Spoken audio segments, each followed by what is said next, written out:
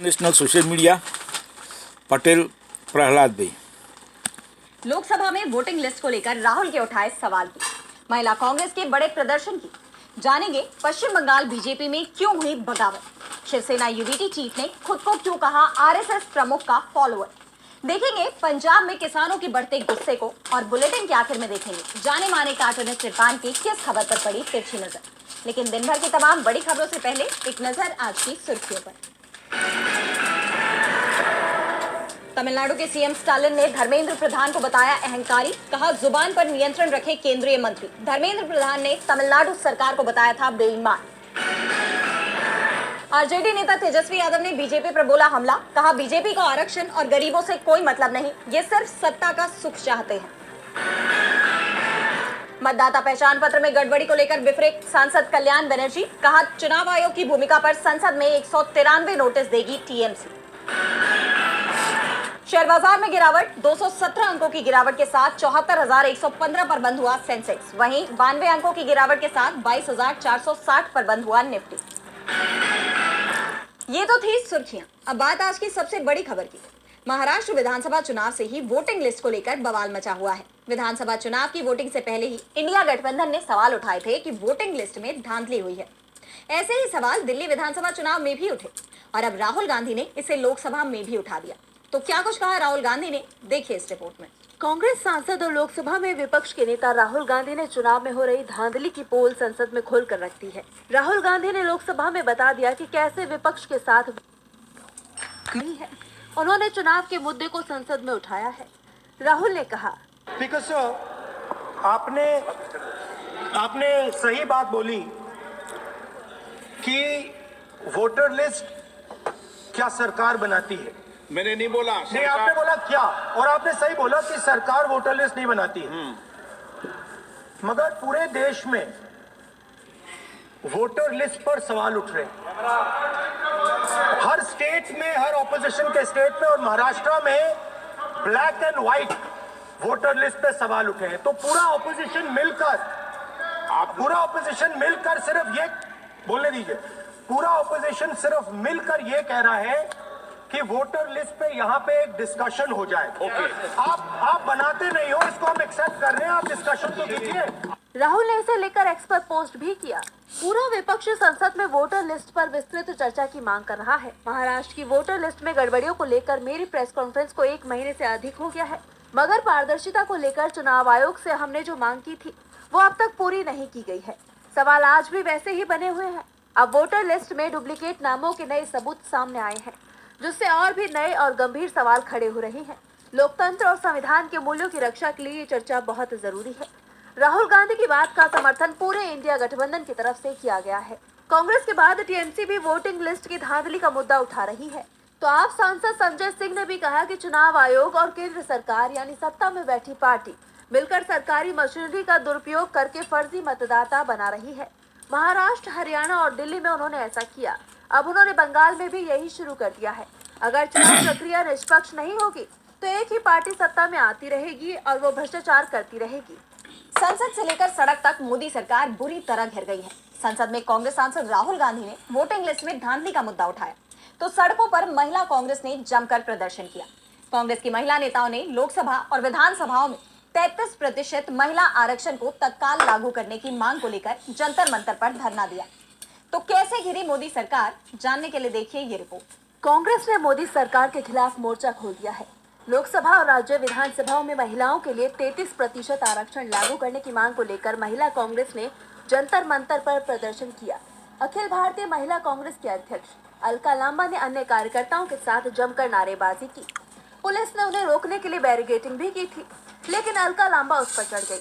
अलका लांबा ने केंद्र सरकार पर महिला आरक्षण को संसद में पारित होने के बावजूद इसके कार्यान्वयन में देरी करने का आरोप लगाया।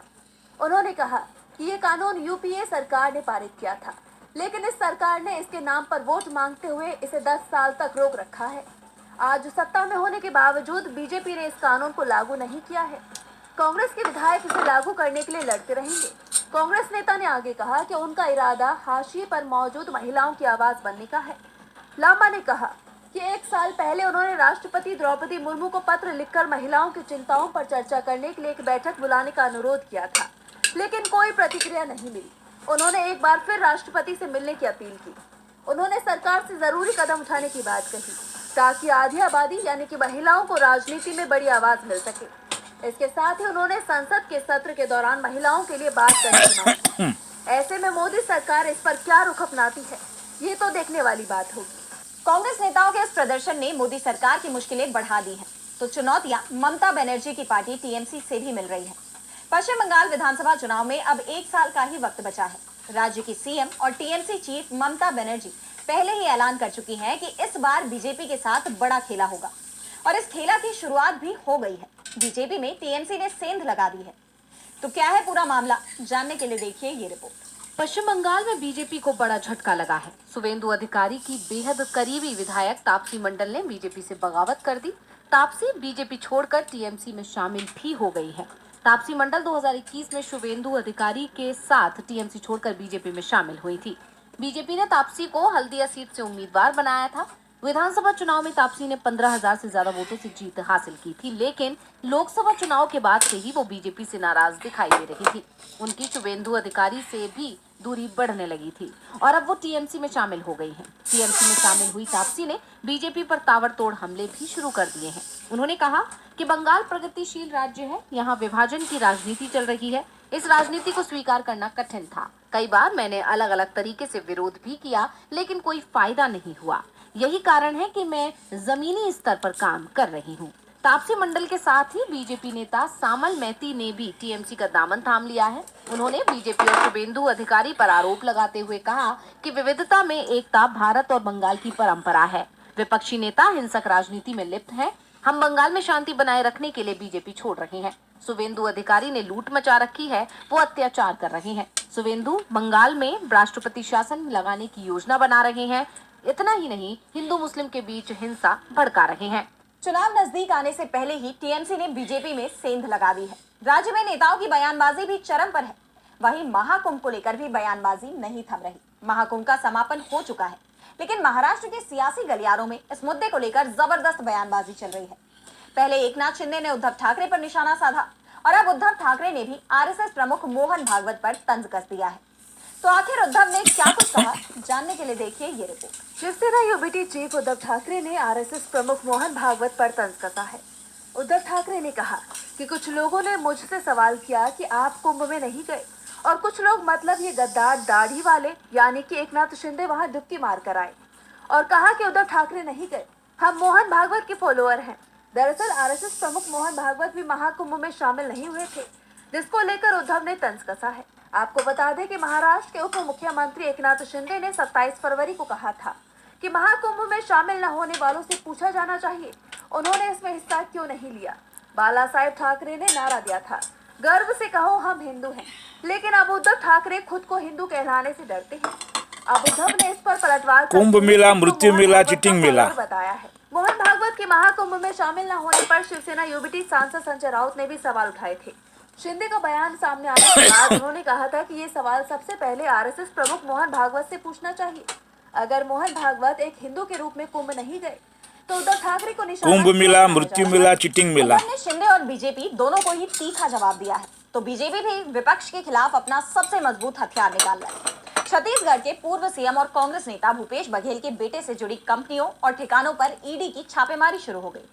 तो क्यों बघेल के खिलाफ हुआ ईडी का action? ED EVM scam CD. 10 मार्च की सुबह छत्तीसगढ़ के पूर्व सीएम भूपेश बघेल के घर ईडी पहुंच गए। सुबह सुबह ईडी ने 15 ठिकानों पर छापेमारी की, जिनमें भूपेश बघेल के भिलाई 3 पदुम नगर स्थित आवास समेत बेटे चैतन्य के ठिकाने इलेक्शन फंड करप्टेड केंद्रीय ऑफ द एजेंसी के ईडी। अधिकारियों ने पूर्व सीएम के घर पर कई दस्तावेज खंगाले।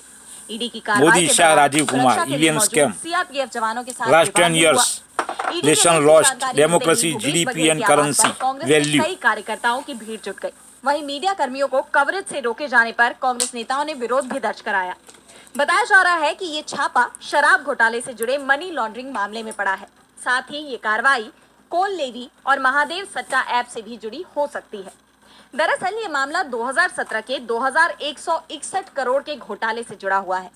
2017 में शराब की खरीद और बिक्री के लिए CSMCL बनाई गई थी, लेकिन सरकार बदलने के साथ ही ये सिंडिकेट के हाथ का एक टूल बन गई।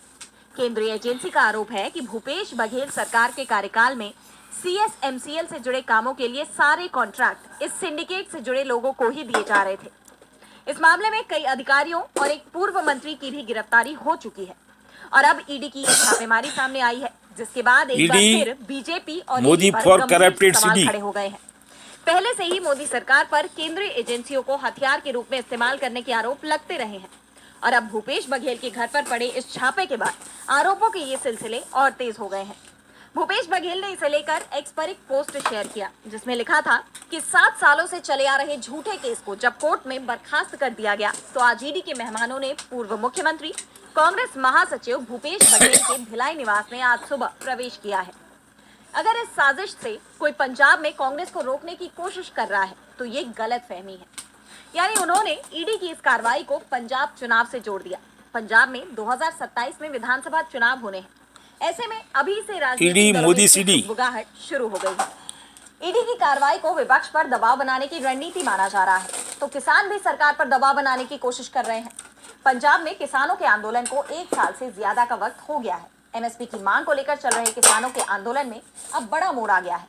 किसानों ने मोदी सरकार के साथ अब पंजाब सरकार के खिलाफ भी आंदोलन का ऐलान कर दिया है। तो क्या है पूरा मामला, देखिए ये रिपोर्ट। 5 मार्च को चंडीगढ़ कूच करने में विफल रहे संयुक्त किसान मोर्चा के बैनर तले किसानों ने पूरे प्रदेश में सत्तारूढ़ आम आदमी पार्टी के विधायकों और मंत्रियों के घरों के बाहर प्रदर्शन किया।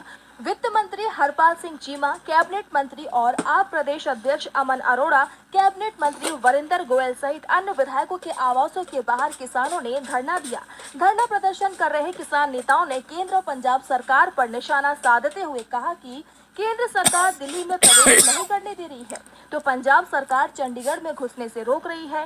किसान नेताओं का कहना है कि हमारी जायज मांगों को सुनने के बजाय सरकार हमें देश की राजधानी में घुसने से रोक रही है, जिससे हम अपनी आवाज केंद्र तक नहीं पहुंचा पा रहे हैं। किसान नेताओं ने पंजाब सरकार को चेतावनी देते हुए कहा कि अगर हमारी मांगों पर ध्यान नहीं दिया गया तो संघर्ष को और भी ज्यादा तेज किया जाएगा। वहीं किसान मजदूर मोर्चा के नेता सरवर सिंह पटेल का कहना है कि शंभू मोर्चे को आज 390 दिन हो गए हैं। आज से संसद के बजट सेशन का दूसरा सत्र भी शुरू हुआ। हम चाहेंगे कि देश की सत्ता पक्ष व विपक्ष किसान मजदूरों की एमएसपी के ऊपर चर्चा करे। इस पर कानून बनाना चाहिए, साथ ही देश के किसानों को कर्ज मुक्त किया जाए, लेकिन मोदी सरकार का इस ओर ध्यान ही नहीं है। गौरतलब है कि किसान एमएसपी की गारंटी, कृषि कानूनों की वापसी के बाद किए गए वादों को पूरा करने और कर्ज माफी जैसी मांगों को लेकर केंद्र सरकार से मांग कर रहे हैं, लेकिन सरकार तक शायद अभी तक किसानों की आवाज Modi before year after also always fail. और पंजाब सरकार दोनों ही बैकफुट पर है। किसानों की गुस्से का नुकसान लोकसभा चुनाव में बीजेपी देख चुकी है और अब आपसे भी किसान फार्मर नेशन फार्मर प्रॉब्लम वक्फ संशोधन बिल को लेकर मुस्लिम समाज में नाराजगी दिखाई दे रही है और अब उन्होंने इसके खिलाफ बड़े आंदोलन का ऐलान कर दिया है। देखिए ये रिपोर्ट। 10 ईयर संसद में फेल। मोदी सरकार की तरफ से पेश किए जा रहे वक्फ संशोधन विधेयक के खिलाफ मुस्लिम संगठनों ने मोर्चा खोलने का ऐलान कर दिया है। All India Muslim personal law board और जमीयत उलेमा ए हिंद जैसे संगठन 13 मार्च को जंतर मंतर पर प्रदर्शन करेंगे। सरकार का दावा है कि ये विधेयक वक्फ संपत्तियों के बेहतर प्रबंधन के लिए है, लेकिन मुस्लिम संगठनों का मानना है कि इससे मुस्लिमों के अधिकारों का हनन हो। सैफुल्लाह रहमानी का एक मैसेज काफी वायरल हो रहा है, जिसमें वो वक्फ बिल का विरोध करने की बात कह रहे हैं। जमीयत उलेमाए हिंद के अध्यक्ष मौलाना अशरद मदनी ने भी कहा कि मुसलमानों को अपने अधिकारों की बहाली के लिए सड़कों पर उतरने के लिए मजबूर किया जा रहा है। पिछले 12 सालों में मुसलमान धैर्य और संयम का परिचय दे रहे हैं, लेकिन अब जब वक्फ संपत्तियों के संबंध में मुसलमानों की चिंताओं और आपत्तियों को नजरअंदाज कर जबरन असंवैधानिक कानून लाया जा रहा है, तो फिर विरोध प्रदर्शन के अलावा कोई दूसरा रास्ता नहीं बचता। खासकर अपने धार्मिक अधिकारों के लिए शांतिपूर्ण प्रदर्शन करना देश के हर नागरिक का संवैधानिक अधिकार है। अशरद मदनी ने कहा कि हम ऐसा कोई कानून स्वीकार नहीं करेंगे जो शरीयत के खिलाफ हो। मुसलमान हर चीज से समझौता कर सकता है, लेकिन अपनी शरीयत से नहीं। ये मुसलमानों के अस्तित्व का नहीं, बल्कि उनके अधिकारों का सवाल है। 13 मार्च को जंतर मंतर पर होने वाले प्रदर्शन में all India Muslim personal law board का पूरा केंद्रीय नेतृत्व, धार्मिक संगठनों के नेता, सामाजिक कार्यकर्ता व मुस्लिम समाज के लोग बड़ी संख्या में शामिल होंगे। और बुलेटिन के आखिर में देखेंगे जाने माने कार्टूनिस्ट इरफान की किस खबर पर पड़ी तिरछी नजर।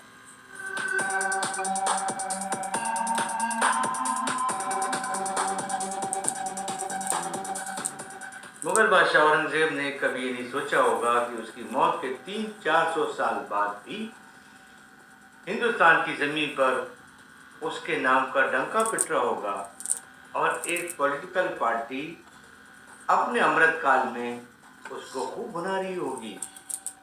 अब देखना यह है कि बीजेपी बाबर की मस्जिद के बाद में औरंगजेब की कब्र के मुद्दे को कितना बना पाती है।